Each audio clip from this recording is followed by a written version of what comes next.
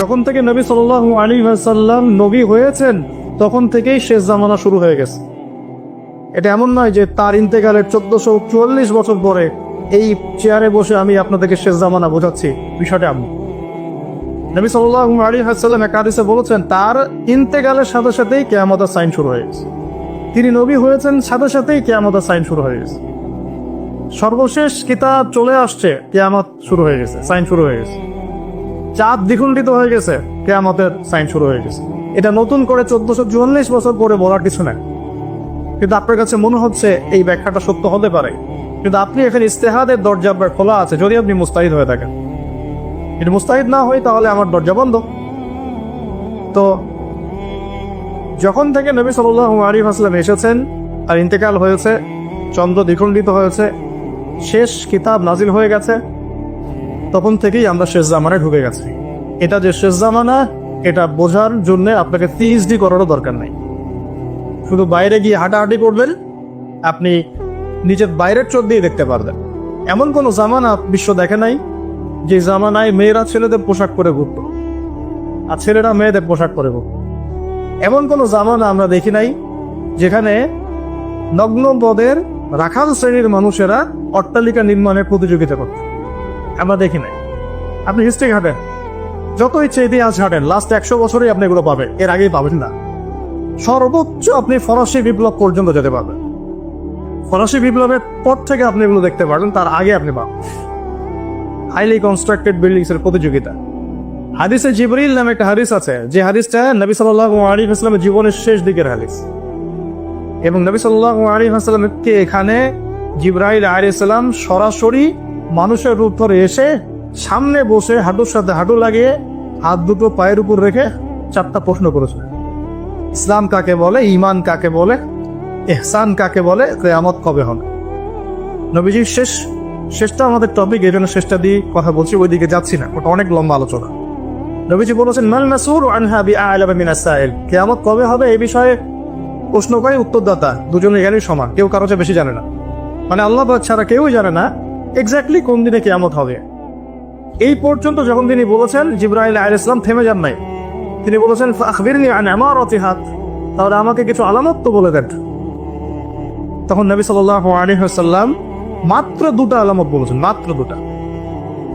পুরো জীবনের দাওয়াতি জীবন শেষের দিকের হাদিসে মাত্র 2টা আলামত, অন্য অনেক হাদিসে অনেক আলামত, এখানে মাত্র 2টা।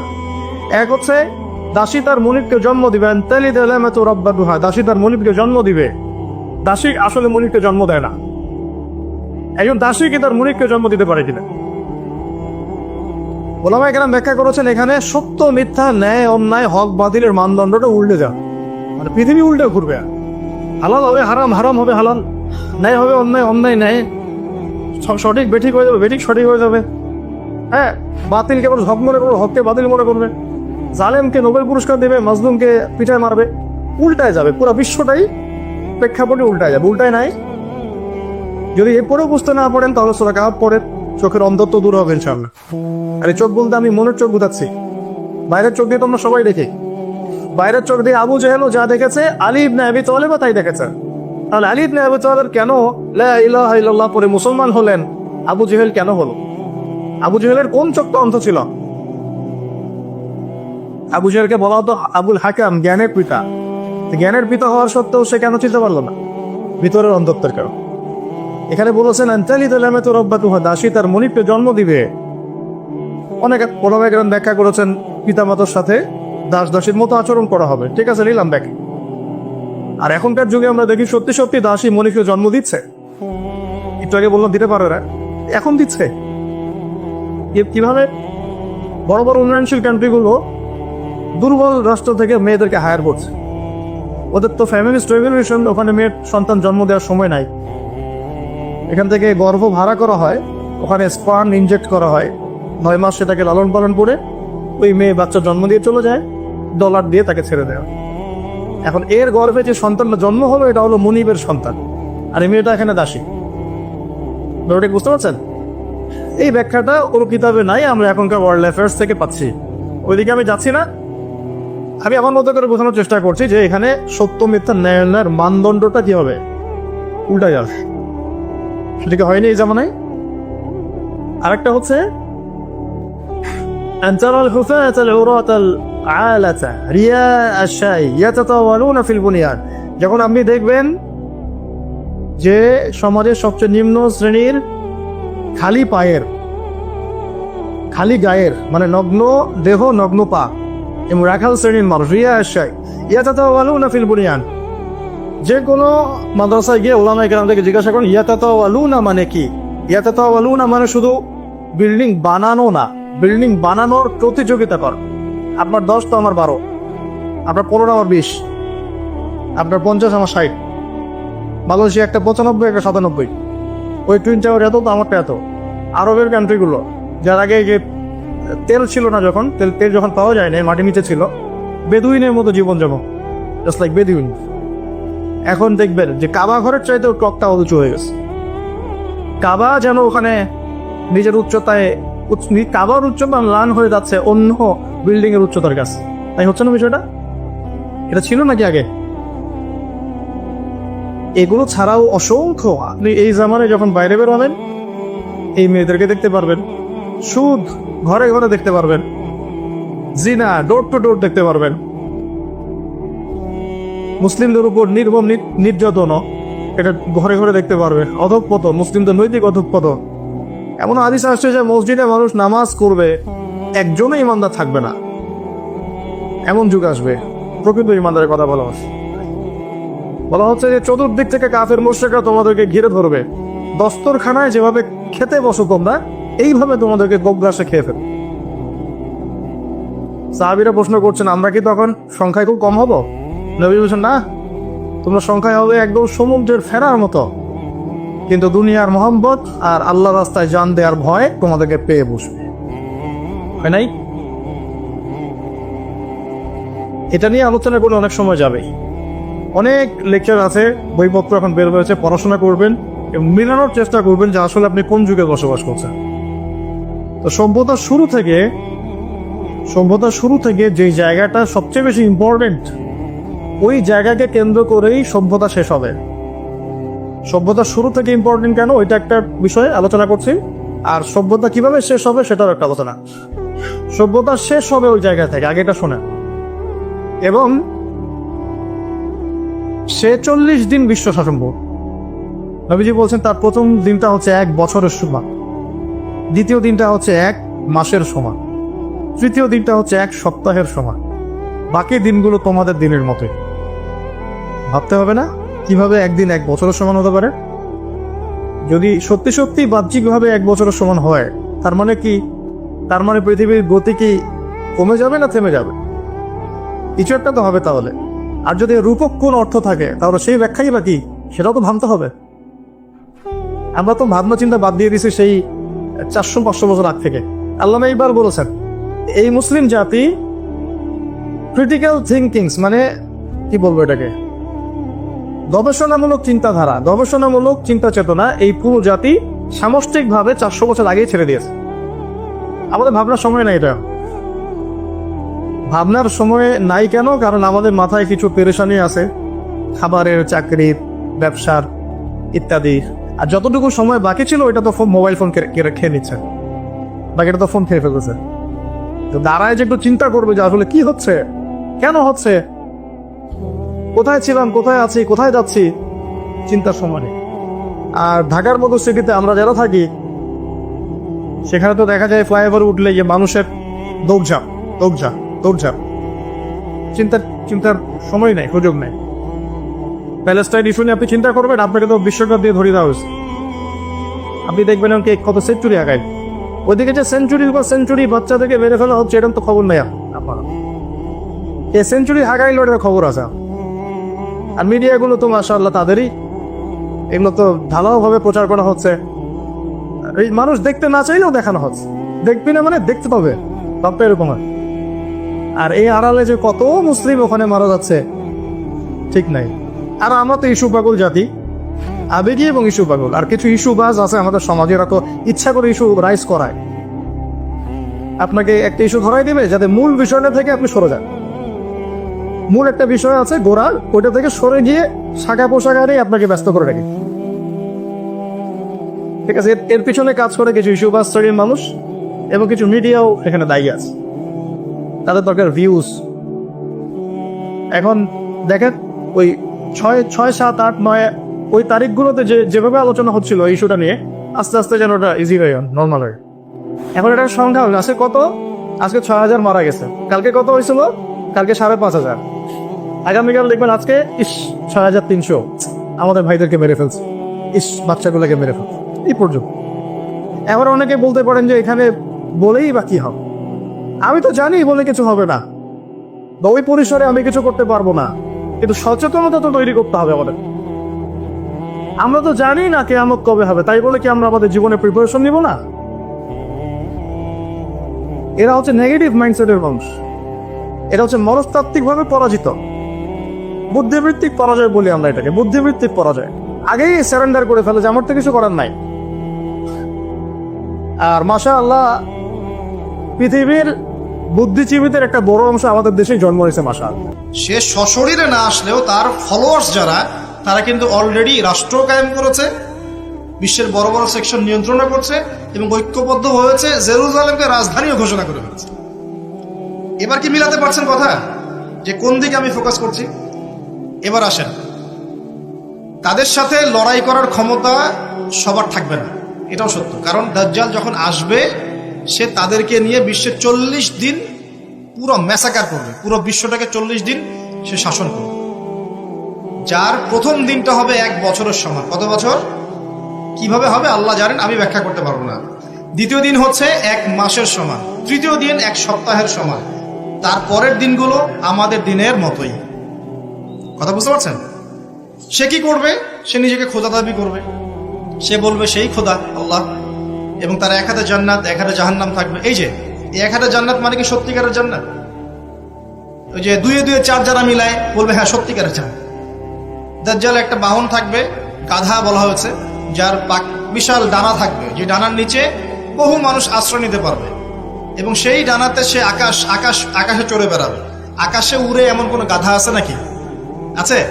যারা 2 2 4 মিলায়, যে 2 + 2 লেফট হ্যান্ড সাইড সমস্যা রাইট হ্যান্ড সাইড, এরা মনে করবে যে উড়ন্ত গাধাও মনে হয় আসতে পারে। আর যারা ইন্টেলেকচুয়াল থিঙ্কিংস রাখেন তারা বুঝবেন যে হতে পারে এটা এমন কোন প্রযুক্তি যেটা দিয়ে সে আকাশকে নিয়ন্ত্রণ করবে। হতে পারে অত্যাধুনিক কোনো এয়ারক্রাফট, আল্লাহ ভালো জানেন। তবে উড়ন্ত কোনো গাধা যে হবে না এটা আমরা নিশ্চিত ইনশাআল্লাহ। তো এখানে অনেক রূপকথা আছে। সে ডান হাতে জান্নাত মানে যারা তাকে ফলো করবে সে ওদের সবাইকে প্রোগ্রেস দিবে, দুনিয়াতে শান্তিতে থাকবে। আর যে তার মানে আনুগত্য করবে না, জুলুমের শিকার হবে, ব্যাস জাহান্নাম। এ তো সরাসরি জান্নাত জাহান্নাম নয় যে ধরে ঢুকাই দিবে। জান্নাত কি হাতে নিয়ে ঘোরা সম্ভব? কখনোই না। তো এমনও একটা হাদিস আসছে যে সে একটা কওমের কাছে গিয়ে দাঁড়াবে, বলবে আমার উপর ঈমান নিয়ে আসো। কওম বলবে আমরা তোমাকে মানি না, এরা মুমিন হবে, মুসলিম হবে, আমরা তোমাকে মানি না। তখন সে তাদের উপর জুলুম করবে, দুর্ভিক্ষ চাপিয়ে দিবে, দুর্ভিক্ষ চাপিয়ে দিবে। আরেকটা কওমের কাছে যাবে, বলবে আমাকে কি তোমরা রব হিসাবে মানো? তারা বলবে হ্যাঁ মানি। তখন তাদেরকে সে প্রোগ্রেস দিবে, দেখবেন আকাশকে আদেশ করবে বৃষ্টি হও, বৃষ্টি হবে, ফসল ফলো, ফসল ফলবে, গুপ্তধনগুলো বের করে ওদের হাতে দিয়ে দিবে। মানে আমি বুঝাতে পারবো না যেটা কত বড় ফিতনা। পৃথিবীতে চলমান সমস্ত ফিতনাগুলোকে একত্রিত করলেও দাজ্জালের সমান হবে না। তবে তার শাসনটা চিরস্থায়ী হবে না, আলহামদুলিল্লাহ। তার এবং তার ফলোয়ার্সদের শাসনটা চিরস্থায়ী হবে না। তারা যে মনে করে বসে আছে যে এই দাজ্জালই হচ্ছে সত্যিকারের মাসিহ, সে সত্যিকারের মাসিহ নয়। সত্যিকারের মাসিহকে তারাই হত্যা করার চেষ্টা করেছিল। তার নাম কি? ঈসা আলাইহিস সালাম। তিনি হচ্ছেন সত্যিকারের মাসিহ। আল্লাহ পাক তাকে উঠিয়ে নিয়েছেন, তাকে আল্লাহ পাক নামাবেন সিরিয়ায়, দামেস্কে, এবং তার হাতেই এই মিথ্যা মাসিহের মৃত্যু লেখা আছে ইনশাআল্লাহ তাআলা। এবং তারপর ঈসা আলাইহিস সালাম তার ফলোয়ার্স বা তার অনুসারীদেরকে নিয়ে বিশ্বের শান্তি প্রতিষ্ঠা করবেন ইনশাআল্লাহ। এটা সামনে আছে, মানে ইতিহাস শেষ হবে, সভ্যতা শেষ হবে নবী ঈসা আলাইহিস সালামের হাতে। এটা কত বছর বাকি আছে এটা আমরা বলতে পারবো না। হতে পারে 100 বছর, হতে পারে 1000 বছর, আমরা জানি না, আল্লাহ ভালো জানেন। কিন্তু একটা জিনিস আপনাকে ফোকাস করতে হবে, যে সে সশরীরে বের না হলেও তার অনুসারীরা কিন্তু সারা বিশ্বে আজকে শক্তিশালী। এবার আসেন আমার আলোচনার শেষ পয়েন্টে, এখান থেকে শেষ হবে। নবীজি বলছেন সাল্লাল্লাহু আলাইহি ওয়াসাল্লাম, সূরা কাহফ তোমাকে এই দাজ্জালের ফিতনা থেকে বাঁচাবে। কোন সূরা? কোন সূরা বলে? পড়েছেন কখনো? অর্থ সহ পড়েছেন? একটা সুসংবাদ আপনার জন্য। নবীজি বলছেন সাল্লাল্লাহু আলাইহি ওয়াসাল্লাম, কোন ব্যক্তি যদি সূরা কাহফের প্রথম 10টা আয়াত মুখস্থ করে বা শেষের 10টা আয়াত মুখস্থ করে বা এই দুটোই 20টাই করেন, ইনশাআল্লাহ আপনার জীবদ্দশায় যদি দাজ্জাল বের হয় সে আপনার কোনো ক্ষতি করতে পারবে না। এখন প্রশ্ন আছে আরো, এই সূরার মধ্যে কি আছে যা আপনাকে এই ফিতনা থেকে বাঁচাবে? এটা জানার জন্য আপনাকে আসহাবুল কাহফের ঘটনা পড়তে হবে। ওই যে 9 জন যুবকের কথা বলেছিলাম, 309 বছর ঘুমিয়েছিল, আল্লাহ পাক আবার ঘুম থেকে উঠিয়েছেন। ডিটেলস বলার সময় নেই, বাসায় গিয়ে পড়বেন। এবং এই বিষয়গুলো বোঝার আগে মুসা এবং খিদর আলাইহিস সালামের ঘটনাটাও পড়তে হবে, যে বাহ্যিক চোখে যা দেখা যাচ্ছে ওটা বাস্তবতা নয়। বাস্তবতা ওটাই যে আল্লাহ নূর দিয়ে খিদর আলাইহিস সালাম দেখছেন। আমি একটা জায়গা থেকে আলোচনা শেষ করে দেবো এখানে। এই সূরার মধ্যে আরো একটা ঘটনা আছে যেটা আমি কোনোদিনও বলি নাই, আজকে বলতেছি আপনাদের সামনে। আপনারা সৌভাগ্যবান, এই ঘটনা আমি আজ পর্যন্ত কোনো লেকচারে বলি নাই। সূরা কাহফে আরো একটা বিষয় আছে যেটা আপনাকে চেনাবে যে দাজ্জালের সভ্যতাগুলো কেমন হবে। একটু মনোযোগ দেন প্লিজ, 10 মিনিট দেখুন। এই সূরার মধ্যে 4টা ঘটনা আছে। কয়টা? একটা হচ্ছে আসহাবুল কাহফের, একটা যুলকারনাইন আলাইহিস সালাম, একটা মুসা এবং খিদর আলাইহিস সালামের, আর একটা হচ্ছে এই ঘটনা, 2 বন্ধুর ঘটনা, যা আমি কোনো লেকচারে এখনো বলি নাই। এই ঘটনাটা সূরা কাহফের 32 নম্বর আয়াত থেকে শুরু করে মোটামুটি ভাবে আপনার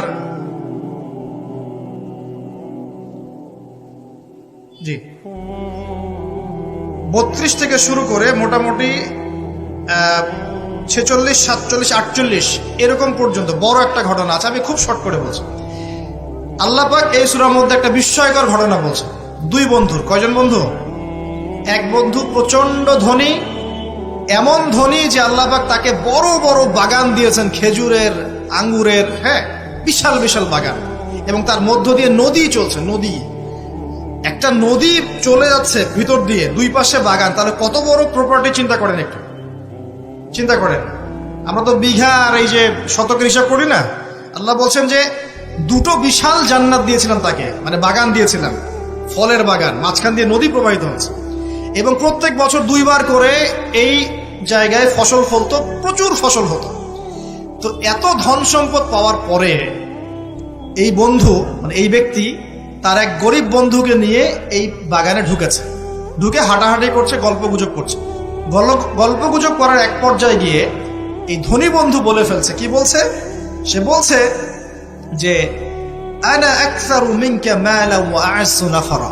হে আমার দোস্ত শোনো, আমি তোমার চাইতে মালে এবং সম্পদে অনেক সেরা। কে বলছে এটা?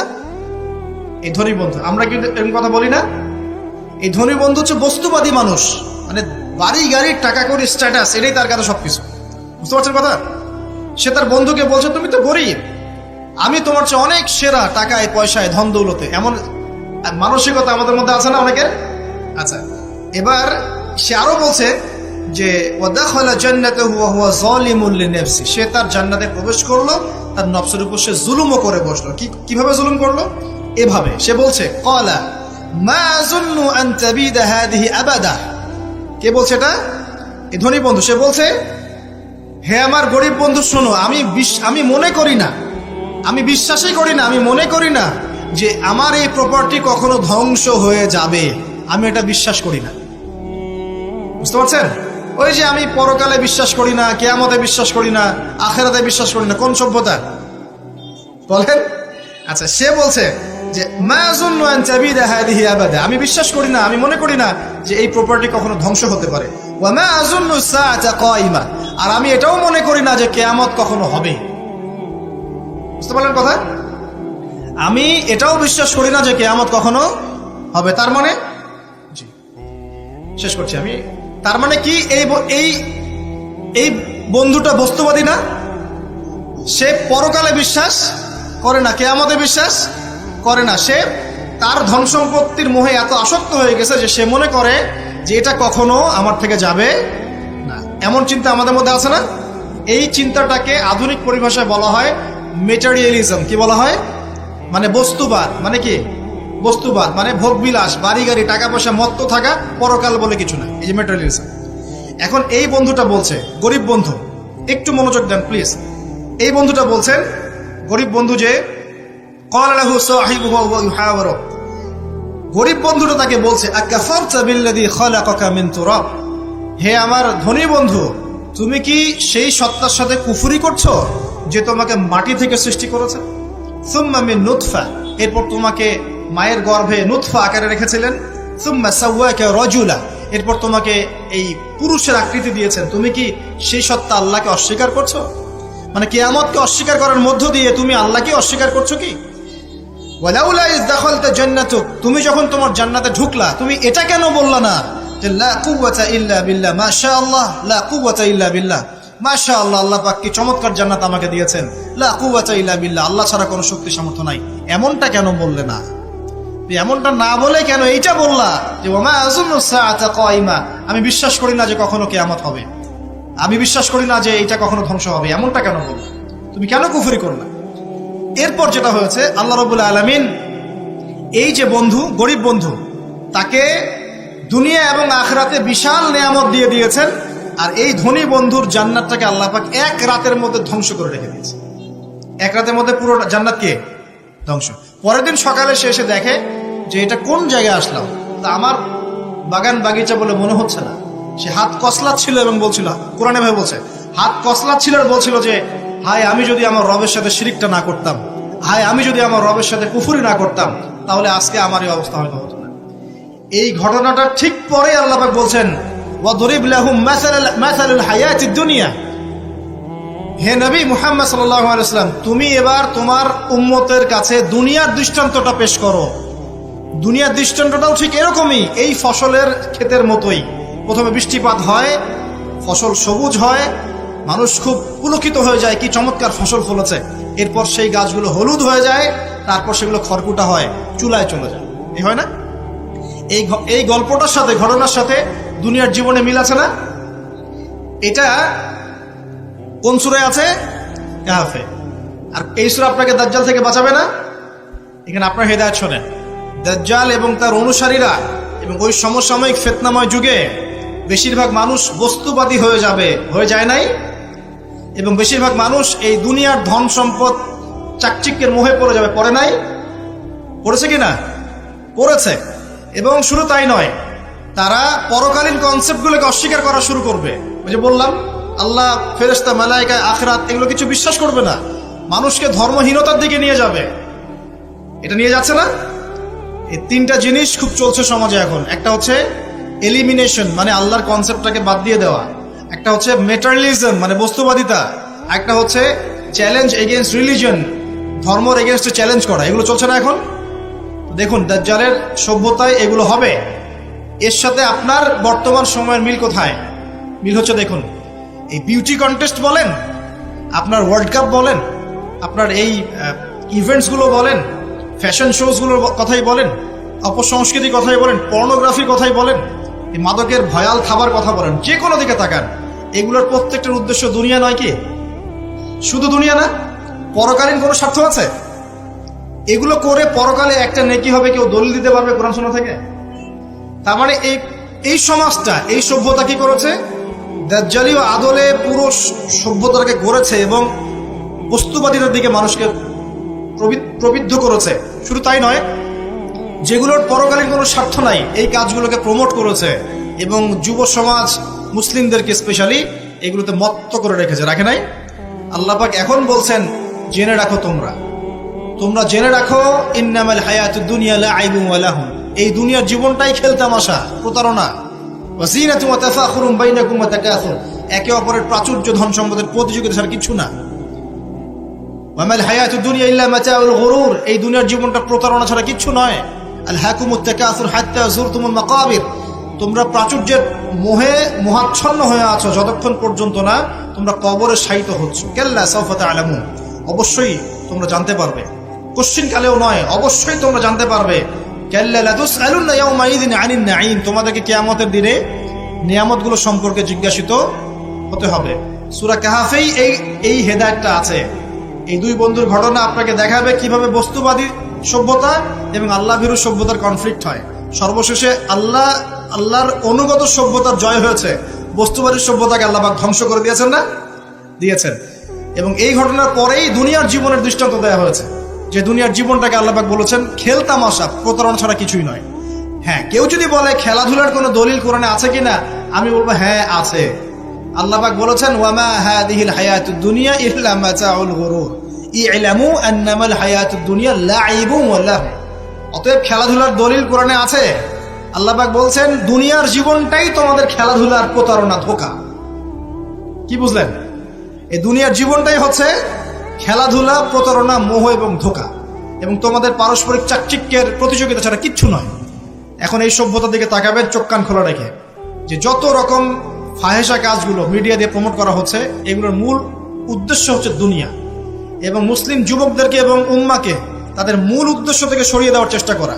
আমাদের মূল উদ্দেশ্য কি? এক, আমাদের মূল উদ্দেশ্য ছিল জ্ঞান অর্জন করা। মূল উদ্দেশ্য ছিল জ্ঞান অর্জন করে আমল করা, আল্লাহ পাকের জমিনে দ্বীনের প্রচার করা। আমাদের পৃথিবীর মূল উদ্দেশ্য ছিল কি? পারিবারিক আদর্শ ঠিক করা, সন্তানদেরকে মানুষ করা, সমাজের কাঠামো ঠিক করা, হালাল খাওয়া, দ্বীনের দাওয়াতি কাজ করা, আল্লাহর জমিনে দ্বীনটাকে প্রচার করা, প্রসার করা, প্রতিষ্ঠার চেষ্টা করা। এগুলো আমাদের মূল উদ্দেশ্য ছিল। এখান থেকে সরিয়ে এনে আমাদের সবার চোখকে এখন বিভিন্ন আমোদ প্রমোদ ফুর্তির দিকে ফোকাস করে রাখা হয়েছে, এবং এর ফলশ্রুতিতে আমরা আমাদের দুনিয়াতে আসার উদ্দেশ্যটা কিন্তু ভুলে গেছি। প্রিয় ভাইয়েরা, সতর্ক থাকবেন। যে বিষয়টা যতটুকু লিমিট আছে, এই লিমিট ক্রস করতে যাবেন। যতটুকু করা জায়েজ আছে এতটুকু করবেন, যেগুলোতে জায়েজ নাই সেগুলো জায়েজ না। আল্লাহ রাব্বুল আলামিন আপনাদের সবাইকে ইসলামের বেসিক বিষয়গুলোর উপর টিকে থাকার তৌফিক দান করুন, এবং যাদের কথা বললাম আমি ইনডাইরেক্টলি, তাদের যে এজেন্ডাগুলো আছে, এজেন্ডাগুলো বোঝার তৌফিক দান করুন, এবং এর ভিতর দিয়ে তারা উম্মার যে ক্ষতি করছে, এই ক্ষতিগুলো বোঝার তৌফিক আল্লাহ পাক আমাদের সবাইকে দান করুন।